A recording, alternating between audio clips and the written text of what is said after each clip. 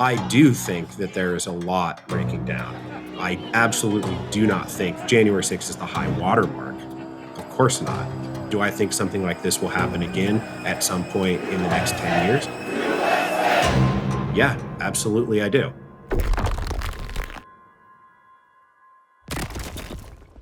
If a political system does not come down hard on this kind of anti-constitutional, anti-democratic attempt to overturn the results of an election, what do you do with that? If you can get away with it, you're just going to keep doing it. When people say this is the end of the Roman Empire, that's when I say, I don't think that that's true. This is not a situation where we are entering total state collapse and there's going to be like a kingdom of California. I think that would be overblown.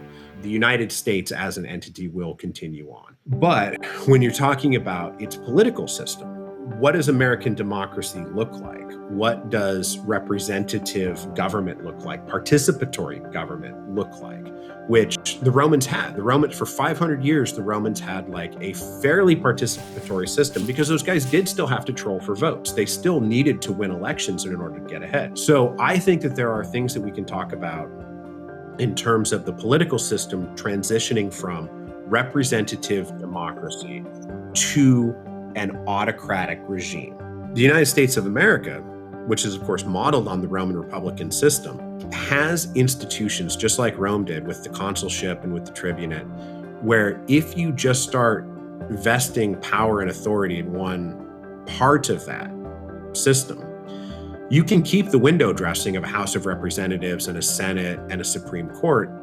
But we see this in sort of constitutional dictatorships with the window dressing of democracy, but actually it's just an autocracy. The American political system is well primed to move towards a presidential autocracy, right? The office of the presidency and the executive branch, the institutional framework is there for that office and the White House to become something like a truly imperial presidency, not just as a metaphor, but truly an imperial presidency that will come when these ambitious people and these ambitious politicians really just throw elections out the window and it all just becomes a power grab free-for-all, where power is all that matters and nothing else does.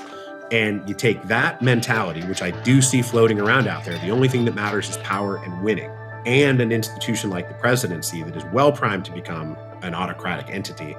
You put those two things together and you've got an American dictatorship. The Roman Republic, what happened there was it got down to a point where ambitious men who wanted power stopped caring about the various rules, norms, laws that govern their behavior. What happens if you lose an election? What happens if you don't get command of a legion? What happens if your rival is going to put forward a popular bill and give them more votes and more clients than you're going to have, make them more popular than you? How do you respond to that? And for 500 years, they mostly just kind of did it in a round robin rotational system where everybody was kind of happy. And then round about the 50 or 60 years before Caesar, right? All of that started breaking down. And they started escalating with each other. Rome held elections every single year. There is an election. It's going to go against some candidate. That candidate has on retainer sort of armed gangs. And they said, I'm probably going to lose this vote. So on the day of the election, I need you to come in with your gang and rough people up and beat them up. They had their voting urns, right? Like literal physical voting urns that you would vote into, and they would knock them over basically to wreck the election itself. I'm not going to accept that my rival got command of this potentially lucrative campaign in Greece. I want that campaign for myself. So I'm going to send gangs to try to push his supporters out of the assembly so I can win the vote. After the Revolution of 1830, there is a moment when Lafayette has to go out and stop a mob of people who are going to try to swarm into the National Assembly building because they think that the people inside the National Assembly building are writing a new constitution for France that's more conservative than they would have preferred. And so you did actually have like a mob coming in to stop the national legislature from doing what it was doing. Those things I see happening right now in the United States. I think We all saw something like that happen on January the 6th. Because really what January 6th was about was trying to disrupt the legal transfer of power from one party to another, from one candidate to another, from one person to another. And they're just trying to get in the middle of that and use force and intimidation to stop that process, which is a very different thing from the more famous moments that you see in other revolutions or in other moments of history. But there are many parallels to this. This is unique for this moment in American history. It is not unique at all in terms of world history. When I have looked back at, all through revolutions and all through the history of Rome, the unique factor about Trump is not what he tried to do. We're going to walk down to the Capitol. Or that he's a bad ruler, because when people ask me, is he like Louis XVI or is he like, Tsar Nicholas?